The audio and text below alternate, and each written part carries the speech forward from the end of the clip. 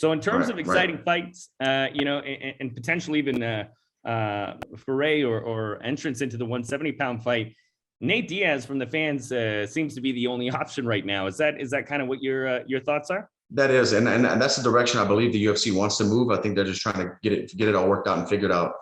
That's a name and a guy who I've been watching fight for a long time, and that's exciting to me. Yeah, I think that's been widely publicized. I think he's got one fight left on his contract right now, and I think that's kind of the issue, at least on the insiders. Yeah, that's what's holding this thing up.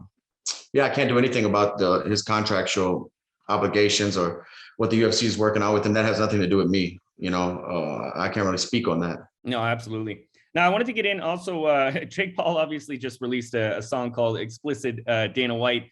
Obviously, you've done very well for yourself in recent years, but I wanted to get your thoughts on the fighter pay talk now that it's been a big issue. I mean, you got the heavyweight champion, Francis, having issues and, the media picking up. Do you think this is a good thing to talk about, or what are your thoughts on fighter pay right now? I think that the more people who do speak up and the more it's in the media and the press, it draws more attention to it. And that's great. I think the pay rates will continue to increase year after year.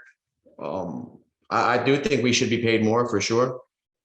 We sign these contracts. You're not forced into fighting. So and it's an individual thing. Like for me, I'm just trying to navigate and do the best deals I can from here on. So it is what it is,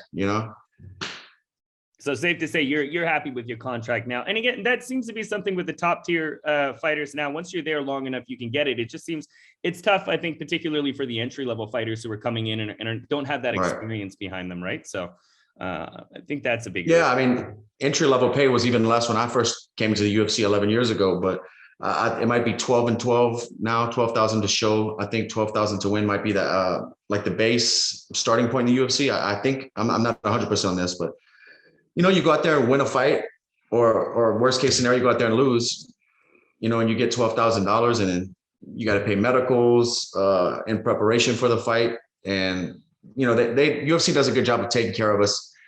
If something happens in the fight, everything's taken care of. They give us put us in touch with the best doctors, get us fixed, get us treated, get us back, on the road to recovery to be able to compete.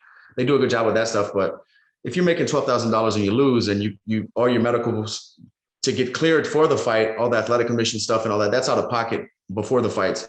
And then taxes, then your gym fees and stuff like that. It's not a lot of money left on the table after everyone's paid.